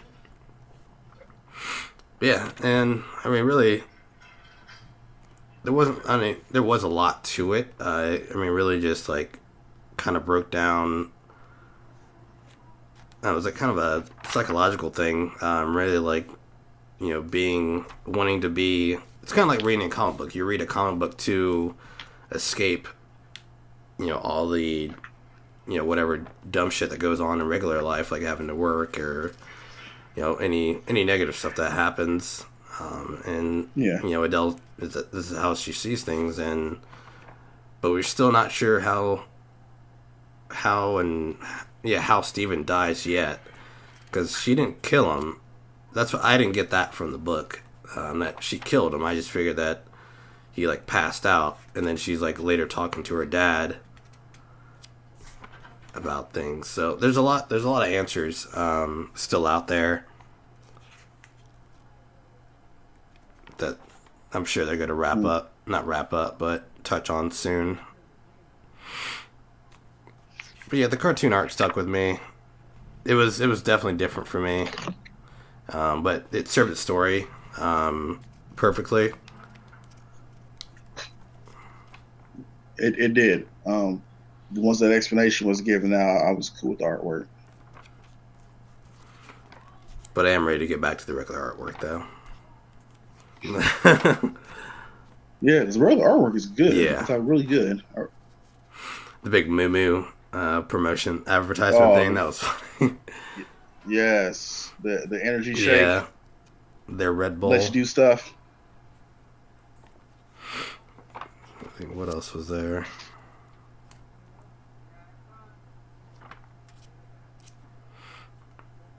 Yeah, I think the biggest thing that stuck out to me was Animelia. I think she kind of took over this book. Not really took it over, but she had the biggest arc, I think, and she was barely in it. Like, she was only in it for the last, like, 3 or 4 pages, and that's when they really, like, broke it down. Yeah, she disappeared, like, early on in the book. Yeah, because he had sent her off. Cronus had sent her off. And then, it's funny when Cronus is wearing that, like, Che Guevara shirt, but it's his face on it. Yeah, because, what is it, Telek, I think her name is? She's saying how Cronus sees himself as a revolutionary. He's like, no, what? Wait, what? Then, and then Keisha drawn as, like, this gothy girl with a rose in her hand. Which was funny because, let me get to that panel real fast. Kind of remind me of, what's her name? She was in not Ghostbusters, Beetlejuice, Winona Ryder. Oh, well, that's why I said it was funny, because I'm talking about Lydia Dietz. Was that her name in the movie? Yeah. Okay, yeah, Lydia Dietz. Which is what I was going to say, that, what was her name, Adele? Keisha. No, the other one, the one whose mind they ran. Oh, yeah, Adele. Well, when she showed up at the door, dressed in her goth outfit, her dress that she has on looks like the outfit that Lydia wore on the Beetlejuice cartoon. She had except in the comic it's black, and in the cartoon hers was red, but that's exactly what Lydia wore in the cartoon. So it's kind of funny that you have those two kind of sort of Beetlejuice references in the same comic. I think we cracked the code. Yeah. Beetlejuice fans. Yeah, cool. Yeah, I hope you continue to read this, because I think this is finally my favorite issue, and I think that now that they're finally getting somewhere, and they've opened their mind. The twins have seen something that has cracked the case wide open, which we'll have to find out what that is. Those twins are weird, and a super fetus mom. Out of these 3 issues, this is, I'm with you, this is my favorite. Yeah. This issue will make me hang around for another couple issues to see where this goes, and then I would probably make my decision. Yeah. This kept me on. Yeah, I had a feeling like I'm really glad this was like, I'm glad you caught up, and then I'm glad this was like the newest issue that we were going to talk about too. Because I was like, oh, hopefully this is a really good jumping on point. Not really jumping on point because you got caught up, but I hope this one like really catches them, because now they're actually like starting to get down to business. Yeah, we'll see what happens next with the Riot Squad. Yeah. Cool. Well, that's all I got for Gen Zero. Same here. Sweet. Now on to the Halloween book, is what we can call it. Oh boy. What a book it was. Which we should mention, we are going to be recording a Wolfcop review episode. We're gonna, because I wanted to rewatch it one more time before we do it, but it is scheduled, or not scheduled yet, but we are planning on doing it, and that will be coming very soon.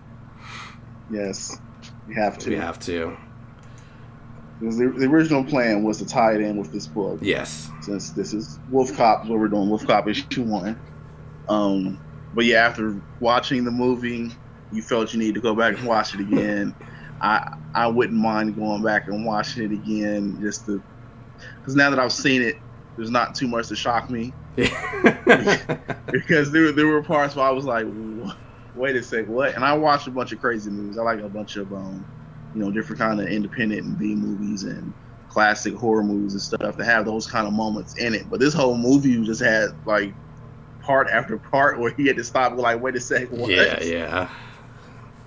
So yeah, we definitely will need to get a second viewing in and set that episode up. Yes, so that will be coming, people. Well, like he's saying, we're gonna tie it in, but we're gonna get it out as soon as we can. But Kay, you can go right ahead and let's get into Wolfcop. Oh wow, well, it's just the Wolfcop, just real fast. So you understand, it is a werewolf who happens to be a cop. It'll make more sense when we get to the movie. But essentially in this issue, he's on the run with a buddy of his, and they've driven halfway across the country, and he has a bit of a drinking problem, which is something else we're definitely covering when we get to the movie. A bit. And what happens is the car runs out of, well, we don't know what happens to the car. They don't know if it runs out of gas, if something, the engine broke, the car stops. And while they're trying to figure out what's going on, a biker gang comes down the street, and they see that he's a cop, and they start harassing him. He immediately pulls out his gun. They get into a confrontation, take them captive. And when they wake up, he turns into his wolf cop form and commences to going crazy and tearing everybody apart. And one dude gets away, and he makes it back home. And he's telling his boss, he got away because he was like, "Fuck this, I'm out." Yeah, and he tells his boss that they have fresh meat for him. They had a couple girls that they had captured, and then they had captured the wolf cop and his friend, and they were supposed to take them to some farm or something out in the middle of nowhere. Yeah, the meat locker. Where essentially, the meat locker. They call it the meat locker, and essentially the dude is killing people and eating them. And he gets upset that the dude, didn't stick around and fight. And he's like, well, you know the rules, so you didn't bring the meat. You are the meat now. So after they free the girls, one of them runs. Obviously, she's scared of the giant werewolf who just tore everybody apart. And the other one's like, well, can you help us? Can you help me? They kidnapped some. Was it her son or her brother? Her boyfriend. Her brother? Her boyfriend. Oh, is that what it was? Okay, well, they kidnapped him, and she said they kept talking about the meat locker. So they tracked the meat locker down. He takes out everybody. He thinks he takes out the main boss, and it turns out that the main boss isn't human. He's some kind of giant warthog. Yeah. Who's like eating people, and the way he defeated him was ridiculous. Where he put the gun in his nostril. That was my favorite panel of the whole He book. put the gun into his nostrils and essentially blew his brains out because his body was pretty much bulletproof. And then it ends with his friend saying, well, the police will be here pretty soon. You're already on the run. We need to get out of here. You don't want, a news story about a farm where people were being eaten, and then there's this werewolf here. So we need to be gone. And then they exit off into the sunset. Literally off into the sunset. They ride into the sunset. This book was ridiculous. I'm so glad you recommended this book. Like I fucking loved this book. I loved it. He's an alcoholic cop who he doesn't say much. He just pretty much, I think his favorite word is drink, meaning get me a drink. Mm-hmm.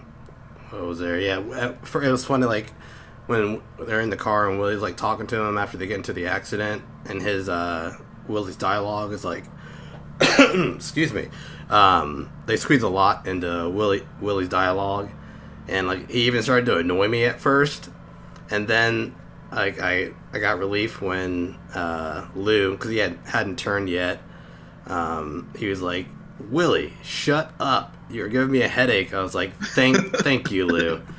Thank you. I'm glad that that was a cool way they did that.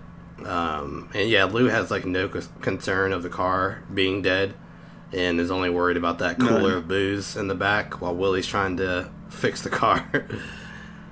Oh man, he was like, what's wrong with the car? He's like, it's broke. Well, what part of the car is broke? Yeah, you got a real sense of their friendship in those first few pages.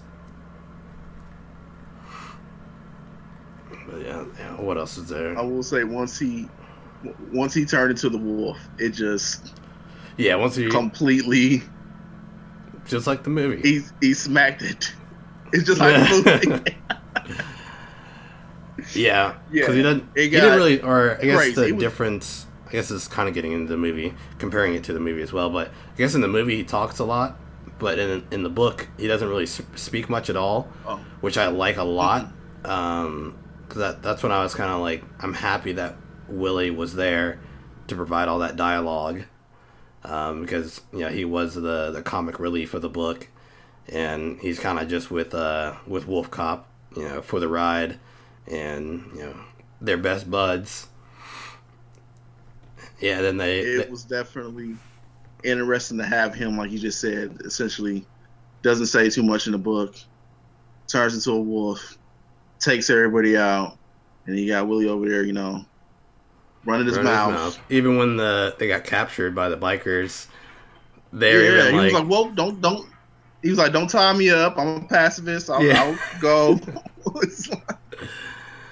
What did he say? He said he was a redneck Gandhi. Yeah, something like that. Yeah, he's something like the hillbilly Gandhi. Yeah, that's what it was. But yeah, they probably shouldn't have. Well, it was funny because they even got tired of him and put a shirt around his mouth just before he was about to tell him hey, you don't want to do that because here in a little bit. Because he was counting down. Yeah, the countdown. He was talking about what time it was. Yeah. That book was ridiculous. Yeah, it was. It wasn't super long. No, and I loved how they wrapped up everything, just in one book. Yes. The artwork was pretty good. Yeah, artwork was pretty good for the book too. I enjoyed it. It fit the tone of the story, the character, it fit in with that book, with that character. Yeah, then there's that one part when they're trying to, or they're about to oh no, they're at the meat locker and they're looking down, and Willie's like, use your X-ray vision to see how many people there are, and Wolfcop just looks at him with a dumb look, like, what? Really? Really? Or when the part he was like, so you got a plan? He's like, yeah, I got a plan. He goes in, guns blazing. Guns blazing. That's Wolfcop's plan. Is guns blazing. Yeah. No need to plan, no strategy. I'm just going in. I actually wrote a review for this, which everyone can find at weirdsciencedc.com. That I go into more in depth about the book. But yeah, they reminded me of kind of like an 80s action movie, and I had even compared it to From Dusk Till Dawn, how everything happened just in that short of time frame. Granted, they didn't show the time that was passing, so I was like, there's a lot that happened in this little short amount of time for it to be dusk and then dawn. But I looked past that just because there was so much in this book. It was kind of like a movie. There was a first act, second act, third act, wrapped up, good to go. I definitely want to hang on to this series. I think I can't wait to see what happens in issue 2 of this. I can't wait until we actually do the movie review. Yeah, because there's a lot I want to say right now, but it's getting into the movie, especially with the review you said about this issue, because that is similar to something I want to say about the movie.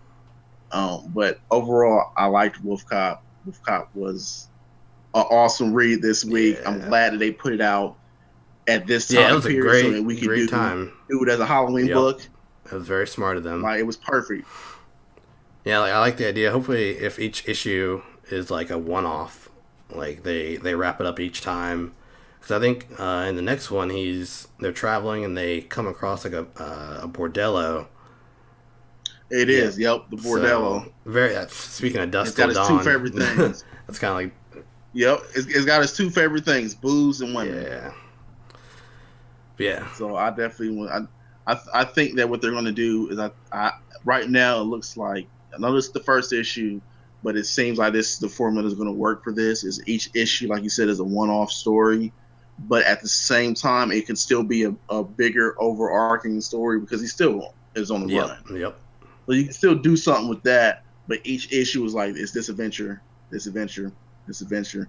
Just mention he's on a run every now and again, and then in the end, you can wrap it all up with something. Yeah, it seems like But each issue of this needs to be a one-off. Yeah, because I actually I read this before I watched the movie last night, and so I'm wondering, what was I going to say? Like, one of the questions I have now is like, because this issue does not start like the movie ends necessarily, so I'm wondering how, if this is, I guess maybe that they're just not having the continuity of the movie into the book, which I'm totally fine with, like just taking a new approach on it. I'm totally fine with that and that happening. But yeah, I'm all in for Wolfcop. Because I wonder if it's just like I am too. I wondered the same thing about the continuity, but like you said, with this book, it's not really a big deal. No, not at all. Not at all. And I even said that in my review, like, you don't feel left out if you haven't seen the movie yet. It jumps right in with this friendship between the two. Yeah, and the art was great. Oh yeah, I was saying my favorite panel, what you were saying when he blew the pig's brains out. Like, I don't know if that was the same artist. Excuse me. I don't know if that was the same artist or not. But yeah, it was just like that black silhouette, then like the blood splatter like on the back. Like, that was my favorite. So dope. It was so dope. But yeah, I'm all in for Wolfcop. Yeah, and I think once we'll probably end up talking about the comic again more once we do the movie review. We'll be able to compare things and whatnot. So people that it'll give us a better perspective on how they connect and don't connect, or and what they use, what they didn't use. Yeah. And one thing, there's a lot of things that confuse me, but we'll get into that movie. We will get to that. So if you haven't seen Wolfcop yet, people, definitely go watch it and come back when we release that. We'll definitely keep you guys updated once we have a schedule planned for that. It'll definitely, I'm sure, be within maybe this week or next week. We'll figure it out post show. Because we always say we'll keep it short, but then we end up going longer than expected. That's how it works out sometimes. Yeah. Just imagine if we'd actually did the review on this episode. Right. We'd be here for probably 3 hours. Probably be a 3-hour podcast. Yeah. It'd be episode 1 all over again, people. No, it would be fucking Donald Duck all over again. Duck Adventure all over again. Oh, man. Duck Avenger? Oh, man. We won't mention that again. At this point, is Duck Avenger going to be like our go-to thing when we talk about like a long review of one book? 100-page book. How many pages was that book? Like 72? It was 72 pages. Yeah. But it felt like 174. It really did. It really did. So if you haven't listened to that episode yet, go back and listen to that. Because what's funny is just that review by itself is more than half the episode. Yeah, right. I even mentioned that on Twitter. It's more than half of the episode. I posted that on Twitter. I was like, I think Duck Avenger takes up probably most of this episode. Yeah. Nice. So that is it for Wolfcop. Now we're moving on to rankings. All right, well, do you want to take it this week first, or you want me to take it last week? I'll take it this week if you took it last week. All right, that'll work out. I have mine already in order that I want to rank them, but yeah, go ahead. Right. So I have, now after talking about everything, you're rethinking it. I am. Take your time. It's mainly like Gen Zero and Wolfcop. I'm like trying to figure out where I want to put those, but I think I'm gonna keep them. Okay, here we go. I got Wolfcop, number 1.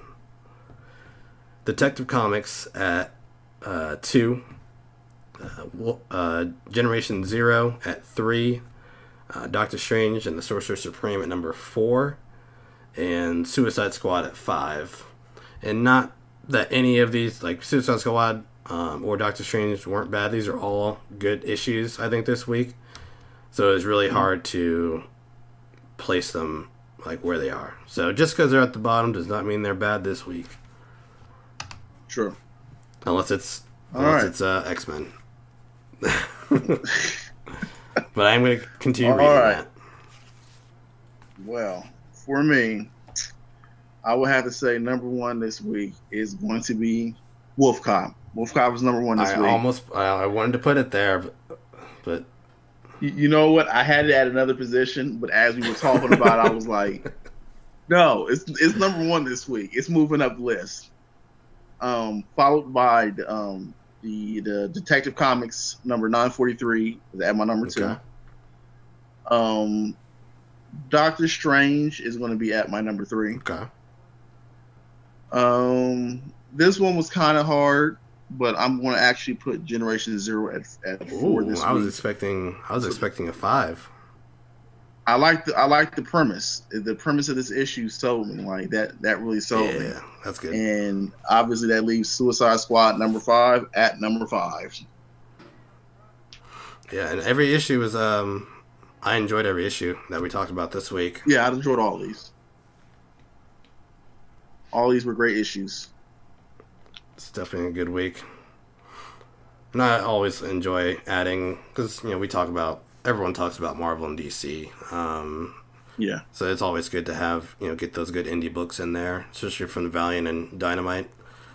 Because every publisher has something good out there. I need to get... Yeah, everyone's got something for somebody. Yeah, exactly. Because I think we've done Boom, Valiant, Dynamite. Did we do IDW? Well, we were supposed to do IDW this week, but we read our schedules wrong. Because we were going to do... Unfortunately. Yeah, we were going to do Tales from the Crypt, and Alien versus Dread versus Predator. That's what it was, yeah. So I was about to say, it was 2 that we had on that list that had to come off. Yeah, they had to come off because either we read it wrong or they pushed it back. But I'm going to go with pushing it back because we looked for what was coming out that week. I feel so too, because I remember seeing that, because I've been following Dread versus blah blah blah, and the last issue, the second issue that came out was probably, I want to say, almost 3 months ago now. So there's been a huge delay with that book. Because I know for sure it hasn't been like a month. It's been at least 2 or 3. I know that for sure. And that one, it's been pretty slow. So I hope this delay doesn't make it even slower. Yeah. But we are going to discuss those books next week. That is on our list. So you can expect to hear those 2 books being talked about. Yeah, and so moving on. Any honorable mentions you got that you were able to read? Yes, I was actually able to get a book in this week other than the ones on the list, and I feel excited that I did. Nice. The book that I got, because I went to Comic Fest this weekend, and I was going to do one of the books from Comic Fest. I got a stack of books from there. And I almost did Tomy, which is a Japanese manga. Like, it's been a manga and it's been a movie. Okay. And I was going to do that, but then I saw something else up there that I bought, which is a book from Image, which surprised me. Nice. I bought an Image book that wasn't, something we were going to do on the show. And it's a Spawn book. Oh. I can't remember the last. Yeah. I did Spawn Kills Everyone. Yeah, I heard about that one. Yeah. That... That is a ridiculous book. This book is hilarious on so many levels. I think it's funny that Todd is able to poke fun at his character and himself the way he did in this book. A lot of stuff is said about Todd McFarlane, but this shows that he has a pretty decent sense of humor. Yeah, that's what everyone that I heard talk about it. That's what they were mentioning. Like that he kind of was able to poke fun at everything around him and whatnot. Which he did. It was funny because as I'm like just glancing through the book, the cover caught my eye with a little like baby size Spawn on the cover. As I kind of flipped through the book to kind of glance at the artwork and everything, and then I start seeing like some dude looks like a fat Incredible Hulk, and then I see like a skinny Deadpool, and then I'm seeing like Ghost Rider and Green Lantern and stuff. I'm like, wait a minute, he's about to get sued for this book. That's good. He was able to work that out. Well, that's what's funny is even with the premise he has in the book, it still seems like one of the companies would probably reach out, be sensitive enough to be like, reach out and be like, nah, because he does Marvel, he does DC, he does Disney, like the Star Wars stuff in his book, where he fights Vader. Yeah, doesn't he go to a convention, or he goes to a convention, right? Yeah. He goes to a Comic-Con. He goes to the San Diego Comic-Con. Because the little baby Spawn, turns out that Spawn in this book's reality is actually the size of a baby and has a beer gut. And for whatever reason, Todd McFarlane started writing the Spawn books, and he talks about how Todd has made him this super tall, buff guy, and he's like, that's not even me.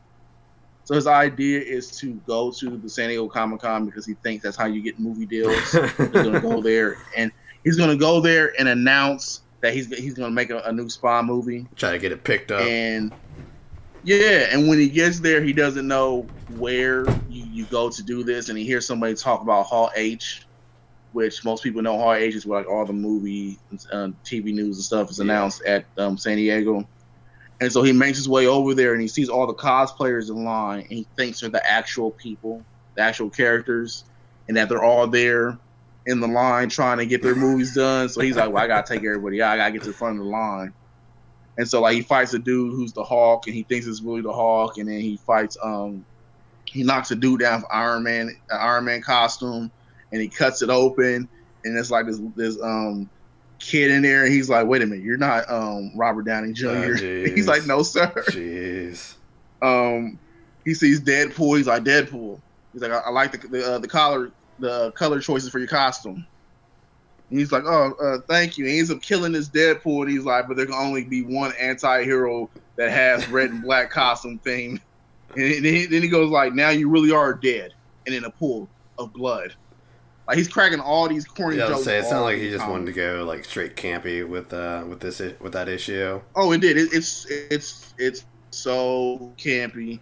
And then he finally gets to the front, and there's all these zombies, and he's like, "Oh no, it's walkers, and they're gonna take my shine." So he takes out all the zombies, and it turns out that he does this in front of the crowd judging the costume contest, and they think it's a reenactment of like a scene, like they're doing a scene or something. And they're like, "Oh, that's the most realistic scene we've ever seen." And the person presenting the trophy to the winner is Todd McFarlane. And he's like, "Oh, that's so realistic and everything. And you're such a fan that you did it as one of my characters." He's like, "Here you go." And he's like, "Well, no, I really am.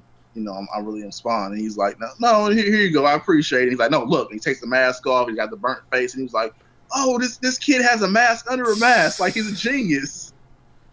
And then he was like, he asked Todd. He was like, out of all the comics, movies, TV shows and everything, has anybody ever told you like you're an idiot or something like that? And then he kills Todd McFarlane in the comic. Fucking A. Oh, man. What was the last thing It Todd is read? ridiculous. I feel like he hasn't written anything in a while. That's what I said. I've been seeing the Spawn books kind of sort of start, coming back out. I'm not sure how many of the old stories are like reprinting as new issues. I know a lot of the companies have been reprinting key issues. So when I saw this, I was like, oh, okay, Spawn, and it said kills everyone. I'm thinking, Deadpool kills the Marvel Universe, Wolverine kills the Marvel Universe. I'm like, who all can Spawn kill? He kills the world. And so, like I said, I looked through the book and started seeing the heroes and stuff. I'm like, why is there a Wolverine in this book? Why is there a dude dressed up as Venom with baby Spawn farting into his mask? Yeah, he kills a dude in this book by essentially farting inside of his mask. Wow. I'm going to have to go pick that up next time I'm at the shop. Yeah, next time you're at the shop, pick this book up. I would suggest this to anybody, especially it's hilarious, especially when he gets to the part where there's a dude dressed as the Red Skull, and the guy standing next to him dressed as Donald Trump, and he says like, "Oh, both of you guys are looking good. I see you guys are here too, but something's not right here." And he cuts off their head and it switches bodies. He's like, "There you go. Now you guys look like you should look." Gotta throw in politics. Yeah, ridiculous. Nah, that's sweet. Anything else? No, that's the only thing I got to read. Some of the stuff I did manage to get from Comic Fest was the Tomy. I got Spidey #1. I actually got the Darth Vader #1. I was going to do Darth Vader. I came close because we were talking about the Darth Vader before. Yeah. I came close to reading that, but I haven't read that yet. Yeah, I want to go back and read that. I heard good things. Yeah, it was something else. Like, me and my girl went and we both got like a stack of stuff. They had a ton of books this year. Yeah, I didn't even know about that. But that's the only one that I actually read. I don't think I heard about it until I saw a shop post something on Twitter about it. But yeah. Yeah, I see. This is like my, I think, 3rd year going to one, something like that. So I get updates and stuff all the time when like certain shops are doing stuff like this. Especially if I think I know who you probably saw on Twitter posted, and they do a lot of these events like this, or one of the bigger shops that do these events. I think it was Pack Rat. I'm pretty sure. It was probably Pack Rat. That's one of the places I went was Pack Rat. I went to Pack Rat, and I went to Capital City Comics. That's where I normally get my pull list and stuff from Capital City. But every now and again, when they have these kind of events, I always pop out I make the long drive from where I live to Pack Rat and see everybody. That's dedication right there. But it was, yeah, it was good. Managed to get there right in time for the costume contest they had. Everyone showing off their costumes. Oh, that's cool. Like I said, got some free comics. They had a little bit of extra swag out there for people. Got a couple, like some turtle masks and stuff. Like I got the little turtle bandana mask. They got about a couple little figurines for some RPG board game or something from Marvel. Okay. And obviously some candy. Got to see a couple local artists and everything. Nice. I can't think of the guy's name or the comic, but actually purchased some stuff from a local guy. Nice. I want to say the book my girl got was called Emerald Quest. That's the name of the book. Sounds familiar. Sorry, I can't. Yeah, I'm sorry, I can't remember the name of the artist or the their publishing company that they're through. But it was a local guy. Got to support local. Looked pretty good. It interested her, so nice. That's good. Yeah. So fun times. Always. Yeah, I read Vision #12. It's the final issue in Tom King's Vision storyline or series, and it was amazing, as expected. It was a very sad ending, and a very, very dark. I don't want to give any spoilers away for Vision 12 if you have not read it yet, but if you have not been on this series, you want what I consider something that does not tie in with Civil War. They let Tom King do his thing. They let him tell a story, and now he always had a story in mind to close it out with, so it was never going to be like an ongoing issue. But it's been the closing issue was amazing. I can't say enough about it, but to go read it if you have not yet, and pick up everything. Pick up all 12 issues if you don't own any of them. I hope they don't do another Vision book for a while and let Tom King's flavor sit for a while, because I don't know who can let it marinate. Yeah, let it marinate. Let it let it die down maybe a year or two and find someone else who can pick it up, because he did an amazing job, and now he's writing Batman. He's I'm pretty sure he's exclusive at DC, and he's been doing killer work there with Batman. So I can't praise Vision number 12 enough. If you have not read it, go read it. You should catch up too if you want something something sad and dark. I am. I was actually waiting for it to get to I wasn't sure what the stopping point was. Just from the way you've been talking about, this isn't the first time you've talked about the Vision series, and I've heard others talk about the series, and I was like, I like Vision as a character. Yeah. And I was like, I think I want to wait until the actual run is done, so that I can, because if it's as good as I'm hearing, I'm going to be disappointed to sit down and read like a couple issues and have to wait for the next issues. It just seemed like that's one of those stories where, like, especially since it's essentially one solid run, it'd be better just to read it straight through. For me, for me, like, if I would rather, if I would have jumped on, like, say like on issue 9 or 10, I probably would have waited just to like wait for it all to come out, since it's only 12 issues, and because I know the first trade is out now, and it's issue 1 through 6. So I'm sure they're going to have the trade out for it all probably within the next month, because Marvel's really good about getting their trades out right away, unlike DC who take their time. And, like, speaking of that, like, that's why I'm waiting for Dark Knight, the Master Race to end, because there's been so many delays, and like when a new issue comes out, I forget what I read previously. So it's like I'm just gonna wait on that and read it all in one. So once they finish that, we should definitely do episode dedicated to that. I think we already talked about that, but doing episode. We did talk about dedicated that. to that. So I talked about, like, I've read the Dark Knight Returns and Strikes Again, and I was talking about it'd be interesting to compare that to the Master Race. I have to reread Night Returns, because I barely remember that one. I can't remember if I finished it, because I can't remember if I like dropped it because I just wasn't feeling it, or if I kind of just forgot about it, which is it's a decisive book. There's I haven't talked to too many people who liked it, partially because of what came before it. Yeah.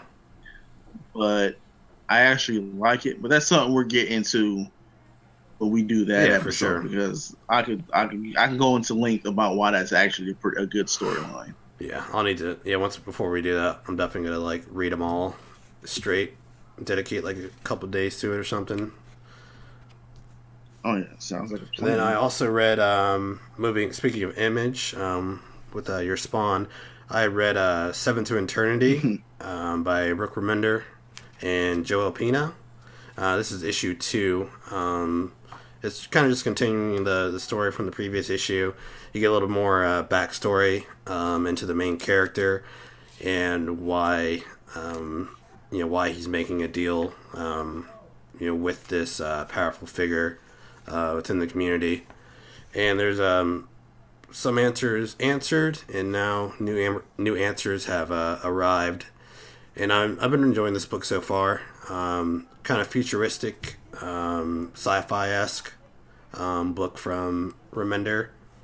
Because now that he's not doing stuff for Marvel, and he's kind of left them, he's Image is allowing him to do whatever he wants. As Image goes, they let you do whatever you want, which is always good. And going back to Vision real quick, I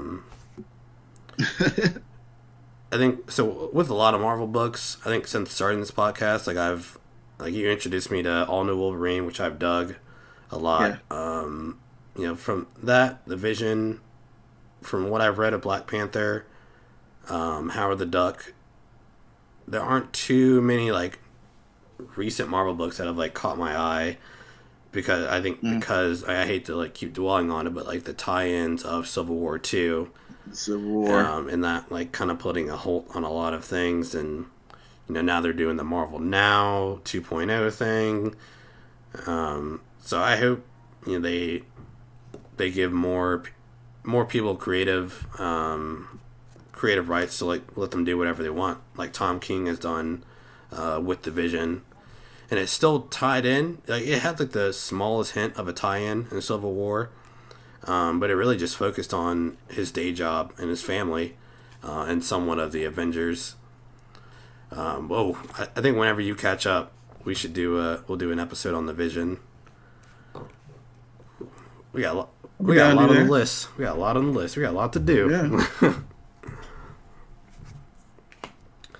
But awesome. So those are the honorable mentions. Was there anything else you'd like to tell the people? Anything nerdy you've done lately? Besides read comics? No. I said nerdiest thing I did lately was pretty much yesterday when I went to Comic Fest. I mean, of course, unless everybody considers playing games nerdy. If that's the case, then I did that this morning. What'd you play? I played some Battlefield 1, and that was this morning. I played Battlefield 1, and then last night I got some VR time in. Oh, word. I've heard good things about the Batman VR. I actually have not I didn't get the Batman VR yet. I think I'm going to get it. I've been playing Rush of Blood, I think it's called, and Riggs. Those are the two I've really been playing on VR. Okay.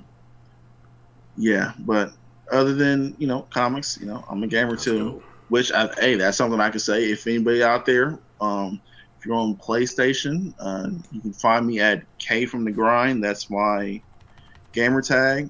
That's pretty much my tag on everything. So if you search K from the Grind on most things, you would probably find me. Nice. Make sure it's all one word.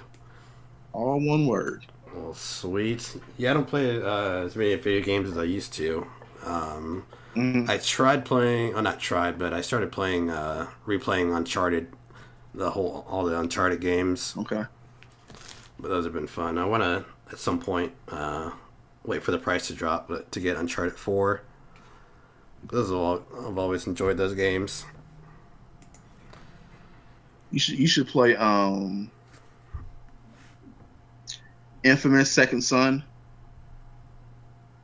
I think you would probably like that game because essentially you're playing a guy who has essentially superpowers. Okay. In a world full of people who have superpowers. So essentially you're a superhero who's not really a superhero at first. And you have to work your way up to becoming a superhero. And you can choose to either go down the evil path or the good path. Okay. I'll check that out. And that's been out. That came out when the PlayStation 4 first dropped, so you can probably get that pretty cheap then. Inexpensively now. Yeah, you can get that inexpensively now. Like that's a few years old now, but it's still a good game. Yeah, that's what I usually do for a lot of games. Like if I really want to play them, because I don't play like a lot of video games, but the ones that I do play, I'll usually wait. But I didn't wait for Metal Gear or what was the other one? Fallout. Fallout 4. I bought those right away. I'm still playing Fallout 4 every once in a while. Still so much shit to do. Well, all right, everyone. We're not a video game podcast, but like I said, we'll probably get off topic usually. But this is episode 4. We are. No. I gotta correct you. This is 5. You are right. What am I thinking? This is 5. This is episode 5. It's probably because of my allergies. I'm going to blame it on the allergies. And blame on allergies. Not talking about Tales from the Crypt. Yeah, you're disappointed, so you want to turn the clock back. So tune in next week where we will be talking about Tales from the Crypt.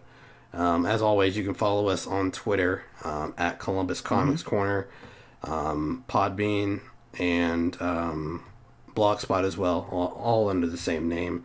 But we will be back next week with episode 6.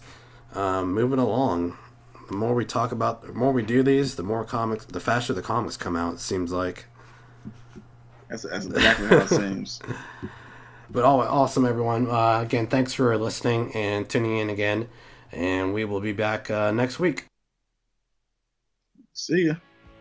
Next week, we'll be discussing Superman Rebirth number 10, Harley Quinn Rebirth number 7, Flash Gordon number 1, Predator versus Judge Dredd versus Aliens number 3, Batman number 10, and Tales from the Crypt number 1.